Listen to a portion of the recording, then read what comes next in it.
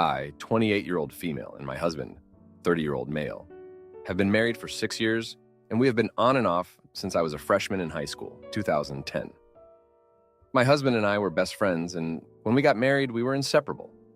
He has epilepsy, and I understood that when we married. His grandparents gave him everything they could, and he never lacked anything. My mom was 17 when she had me, and most of my stuff came from churches and thrift stores.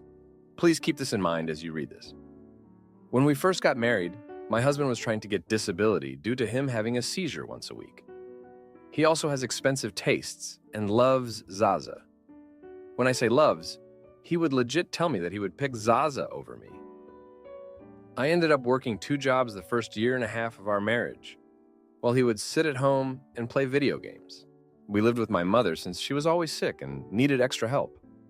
After my husband went to court and was denied disability, he hopped from job to job because they would lay him off for his seizures or he would quit. We moved and found better jobs and made good money, or at least what I view as good money. But what began as love turned to resentment. He began making fun of my weight and saying that I was too big to make love to. I have been diagnosed with PCOS and have always struggled with weight, and he knew that when we got married. He never wanted to budget and cook food at home. And when we did go out to eat, he would pick the most expensive thing on the menu, no matter how much money we had. When I would say something about getting our bills paid, he would always respond with, "All you do is spend my money. Let me buy my smoke first and you can have what's left over," which wasn't much. As a result, I am in debt due to trying to pay everything on my own. He has bullied me into submission, and I contemplated ending everything. I hated myself, and I lost my passions and dreams. I had to go without essentials when he would buy the most expensive items that he could. If I said anything about a budget, it was always a fight. After the death of my dad, and after months of hearing him state that I was holding him prisoner, he decided that he wanted to move back home. I told him that doing that wouldn't be a good idea, because we would not find jobs that paid as well. He left without me. He moved in with a relative and is hours away from me. I'm ashamed of saying that I'm happier. I've lost weight since he has been gone, and I've been able to focus on me. However, I feel ashamed because of how happy I am. I've told him how I felt and how he made me feel like that I was crazy. His family keeps trying to force him to move back with me, but I become anxious and physically sick to my stomach. At our job, my husband made a friend, and after he left, his friend and I became friends. He is 8 years younger than me and is a total sweetheart. Let's call him DE. DE knows and has seen some of what my husband has said to me and has been my rock through this. I work overnights, and he will stay late just to hang out with me. He also brings me food when I can't afford it. I've had a crush on DE, and I feel horrible with it because I want to fix my marriage. DE knows that I want to fix my marriage. He does not know about the feelings I have developed for him. I keep trying to tell myself that I view him as a little brother to suppress any other feelings. Last night, DE and I hung out outside of work for the first time, and it felt like a first date. I felt sick to my stomach the whole time, and he kept trying to buy things for me. I had a great time, and nothing happened between us. But I'm so ashamed. I want to love my husband again, and I want to feel the way I feel about DE to transfer to my husband. My husband never physically hit me, but mentally, what do I do? Now for a few comments before the update. Comment 1. Your husband is selfish, self-centered, and emotionally hurtful. He is also immature and manipulative. Anything or anyone would be a step up. You are already separated, and he obviously does not love or want you. Just file for a divorce. You need to file as soon as possible because you are already emotionally cheating in your marriage. You probably are not aware that is what you are doing, but you are. End the marriage and explore your relationship with DE. You may remain friends or become more, but the situation you are in now is untenable. Comment 2. Honest to God advice here. Divorce your husband. Your marriage is over. No matter how much you want it, it is done. There is nothing you or he can do on the matter. Talk to your lawyer today. Then spend a good chunk of time alone, self-healing. Do not immediately jump into a relationship with DE or with another. You need to repair the damage done to your soul so that when the time comes, you are ready to actually make a healthy relationship work. Good luck. Now for the update. Thanks for sticking around for this update. So, things have taken a rough turn since last time. Remember DE, the guy from work? Well, he's been around a lot more. And my husband, he's been calling non-stop, saying he's changed and wants to come back. I've been a mess, torn between the past and what feels like a new beginning. It all started when my husband's relative, the one he moved in with, called me out of the blue. Apparently, my husband had been spending money like crazy, not on essentials, but on collectibles and, of course, Zaza. The relative had enough and kicked him out. So, there he was, calling me, begging to come back. He promised he'd found a new job and that he'd be different. I didn't know what to believe. Meanwhile, Dee's been showing up with groceries, helping me fix things around the house, just being there. It's been confusing. I mean, he's younger and I'm still married, but I can't deny there's something there. I feel guilty for even thinking it, but it's the truth. Then, out of nowhere, my mom got sick, like really sick. I had to take time off work to care for her. Money got tight and I was drowning in bills. My husband heard about it and sent some cash. It was the first time he'd ever contributed without me asking. I was shocked. It made me think, maybe he really was trying to change. But here's where it gets crazy. I found out that the money he sent wasn't from a new job. He'd actually won a small lottery prize and didn't tell me about it. He only sent a fraction of it to help with my mom. The rest he blew through, just like always. I felt betrayed all over again, and DE, he's been my rock. But last week he confessed that he has feelings for me. I didn't know what to say. I'm still married, and even though my husband's far from perfect, I took vows. DE said he understood, but I could tell he was hurt. Now I've been trying to keep everything together, but it's been hard. My mom's health is improving, thankfully. But the tension between me, my husband, and DE is like a ticking time bomb. I've been leaning on DE, and I know it's not fair to him or to my husband. Just when I thought things couldn't get more complicated, my husband showed up unannounced. He'd traveled hours just to see me. He looked different, said he was clean from Zaza, and had a plan to make things right. I wanted to believe him, but how could I after everything? We had a long talk and he broke down, admitting he'd been manipulating me with the money and promises. He said he was scared of losing me to someone like DE, who he could see cared for me. It was a lot to process. I told him I needed time to think, and he agreed to stay with a friend nearby. I'm not sure where my head's at. I'm angry at my husband for all the lies and manipulation, but a part of me still cares for him. And DE, he's been nothing but kind.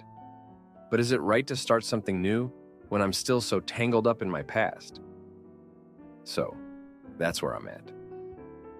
Stuck between a husband who's trying to win me back and a friend who's been more of a partner than my husband ever was. I'm just trying to figure out what's best for me without hurting anyone more than I already have. Thanks for reading. My in-laws wanted to move in with us, but sister-in-law was a nightmare. So I laid down the law, and now she's in therapy and they're in their own place. My husband and I have been married for 1.5 years and have been together for 9 years. We have a son who is 5 months old. My in-laws live about an hour away in the town where we grew up, with my husband's youngest sister, 18-year-old female. Going to college this year, the house is way too big for my father-in-law, Phil, and mother-in-law, MIL, to live in by themselves, so they are looking to move. They've been implying that they would like to live with us to my husband.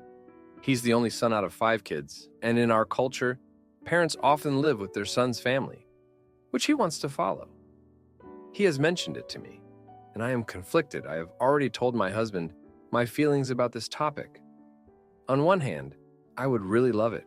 My mother recently passed away, so it has been tough, and with the baby and all, I could really use their support. I have a few short-term health issues resulting from complications. During my son's birth as well, they would be a big help. We definitely have the space, so that wouldn't be an issue. The problem is my sister-in-law, Asil, who is definitely her parents' favorite. and they dote on her a lot. She often stays with them for months on end. She just left after 6 months, when her marriage is on the rocks until she and her husband work it out. I just know that if my in-laws moved in with us, they would have her around all the time, which wouldn't bother me if she hadn't always been rather antagonistic towards me. Think passive-aggressive remarks, etc. She has 2 daughters and my brother-in-law, Bill, and she wants a son. But she has been having fertility issues, which made our relationship worse when I got pregnant, and had a son because she felt jealous of me, according to my in-laws, who heard this from her husband. Despite her dislike of me, she would have no problem moving in if her parents were here, since she is conveniently nice whenever she needs money or babysitting for my nieces, who are 5 and 3. She frequently tells my husband how much she loves our place. I do feel bad for her and have tried to sympathize, but I'm tired of always being met with hostility. I don't think I can handle her presence around the house and feel like an outsider in my own home, especially while dealing with my grief and taking care of my son. Yesterday, we were at their place, and the topic came up. I said something along the lines of, "It'd be great, but not if you brought sister-in-law along," and tried to explain tactfully what I said above. They weren't mad exactly, but definitely disappointed.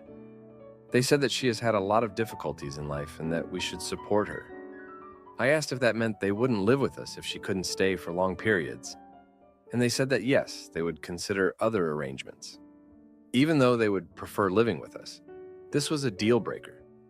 My husband was silent throughout the whole thing, and my in-laws were pretty cold for the rest of our time there too. When we got home, my husband was really upset. He said that he didn't want to start a fight in front of them, but that the issue with his sister was something we could have discussed later. He asked, "Is it really that big of a deal?" To which I said, "To me, yes." Since then, he has seemed a bit distant, and I don't know what to do about it. My sister-in-law has also called me names and said she was glad that her parents wouldn't be living with such a self-righteous bitch. Her words didn't change my opinion of her, but seeing how hurt my husband is over this and considering that I would have liked having my in-laws here, I'm starting to wonder if I should reconsider or if there's any other solution. I also don't like the silent treatment I'm getting from everyone and don't know how to talk to them. Now for a few comments before the update. Comment 1. What if they got the sister-in-law a place of her own not far from your place so the grandparents can live with you, still see her, help with all grandkids, but not live in your house with you? The sister-in-law would have a secure place to live on her own if the parents own it. A boyfriend or significant other couldn't take it if a split happened. The grandparents have money invested in property, but live with you without the sister-in-law. Comment 2. Why did your in-laws think it was appropriate to inform the sister-in-law like that? Presumably she wasn't present for the conversation, but they felt the need to, what? Call her up so they could tell her that she wasn't welcome to live at your house? They'd already said they weren't going to move in if you feel that way. So why did they think that was a good idea? Now, for the update, thanks for sticking around for the latest. So, the whole living situation has been eating at me. My husband's been quiet, and I can tell he's torn between me and his family. It's like walking on a tightrope, trying not to fall off and make things worse. The other day, he came home from work and dropped a shocker. He said his parents found a place nearby, not with us, but close enough to visit often. I didn't know how to feel. Relieved, I guess, but also a bit guilty. Then, out of nowhere, my sister-in-law's husband calls. He's usually a man of few words, but this time he was different. He said he's worried about her, that she's not handling their fertility issues well, and that she's been talking about us non-stop. He thinks she's focusing on our situation to avoid dealing with her own problems. I felt a pang of sympathy, but it was complicated, you know? A few days later, my husband and I were having dinner, and he's been trying to bridge the gap between us and his family. He suggested maybe we could help sister-in-law in some other way, like supporting her to see a therapist or something. I thought about it, and it made sense. It's not like I want her to suffer, but I need boundaries. Then, the unexpected happened. My father-in-law called and said they were reconsidering moving in with us. He said they saw how much we were struggling to find a middle ground and that they wanted to be a part of the solution, not the problem. My heart sank. I didn't want to be the bad guy, but I also didn't want to live in constant tension. The next day, my husband and I sat down to talk. It was one of those heart-to-hearts where everything comes out. He admitted he was feeling stuck between his loyalty to his family and his life with me and our son. He said he didn't want to lose either. I told him I felt the same, but I couldn't live with his sister's negativity around our baby. We were at a standstill until my husband did something unexpected. He called his sister. He told her straight up that her behavior was hurting everyone, and that if she wanted to be part of this family, she needed to work on her issues. It was a bold move, and I was proud of him for standing up like that. The next day, my sister-in-law showed up at our door, unannounced. She was in tears, apologizing for everything. She said she'd been talking to a therapist and that she realized how unfair she'd been to me. It was a lot to take in. I was cautious, but decided to give her a chance. We talked for hours, and it felt like maybe, and just maybe, we could turn a new leaf. In the end, my in-laws decided to move into their new place, but they've been over a lot to help with the baby. My sister-in-law has been visiting too, but it's different now. She's more respectful, and we're cautiously rebuilding our relationship. It's not perfect, but it's a start. My husband and I are closer now, having weathered the storm together. It's funny how things work out when you least expect it. We're all learning to adjust and hopefully grow stronger as a family. Thanks for reading. My partner flirts with another woman and lies about therapy. So I expose their affair at her work and watch her world crumble. Here's essentially how I opened the confrontation. I don't even know where to begin here. I found some really shocking information on Saturday and have been trying to keep it together until I could confront you. I even thought about waiting until I could talk to our therapist first, but I just can't wait. It's eating me up inside. Jane Doe, tell me what you know about her. I couldn't even look at him because of how horrible this was. I had a hat on and kept my head down, so I have no idea what his facial reaction was. But he started with giving me her job title. Jane is the XYZ specialist at XYZ Solutions. We are friends on Facebook and Instagram. I waited. I looked up at him. I held the silence. I waited for him to add anything else. Finally, I gestured with my hands. I'm not interested in what she does for a job. I know about you and her. You need to tell me everything. Then the floodgates opened. He started by saying it is the worst thing he has ever done, and how deeply ashamed he is. Here are the facts. 1. He met Jane at her place of work when he went to buy plumbing equipment about 1.5 years ago. 2. He immediately thought she was hot and complimented her on being beautiful. 3. He would come in intermittently and have little exchanges with her. 4. He found her on social media and added her. 5. She has many sexy, nude, provocative photos he has liked and responded to her stories with comments like smoke show and other positive reactions. 6. They began talking via DMs while we were in marriage counseling during the most vulnerable place in our relationship. He told her that my wife is done with me and my marriage is over. 7. He told her these things and more about how hard our marriage is. He also continued to flirt and requested that she send him sexy photos. She declined but kept talking to him. 8. He says he immediately felt guilty and that was the end of it.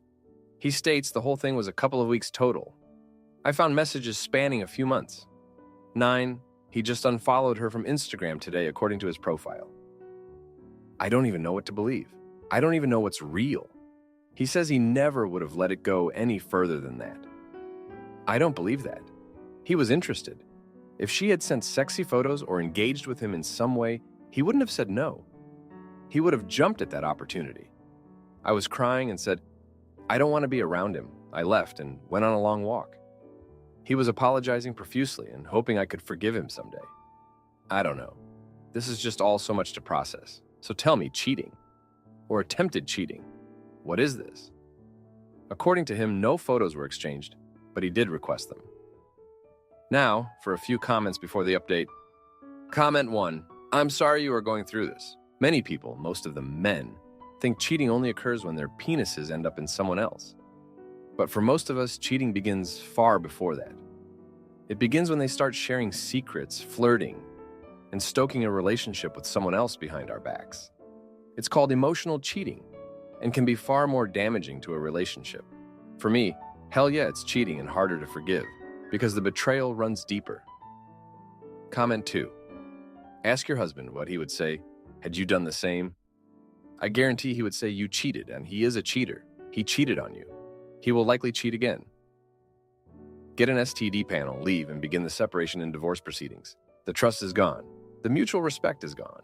The relationship is dead in the water. I'm sorry you went through this, OP. Good luck. Now for the update. Thanks for sticking around after that bombshell last week. Well, the roller coaster didn't stop there. After I left him standing in the kitchen, my mind was racing. I needed answers, so I did something I never thought I'd do. I logged into his Facebook account, and there it was. A message from Jane, sent just a day before our big confrontation. It read, "I miss our chats. Hope you're doing okay." My heart sank. The audacity. He had the nerve to tell me it was over, yet here she was, clearly not on the same page. I confronted him again, this time with the message. He tried to brush it off, saying it was nothing, that he hadn't replied. But I wasn't buying it. I told him I needed space, real space, and I went to stay with my sister. That's when things got even messier. My sister, bless her, has always been the protective type. She couldn't stand seeing me like this, so she took it upon herself to pay Jane a visit. I found out when I got a call from Jane herself, furious, saying my sister had caused a scene at her workplace. I was mortified. My family drama was now public spectacle, and it felt like my personal life was spiraling out of control. I rushed over to smooth things over with Jane's boss, who was surprisingly understanding.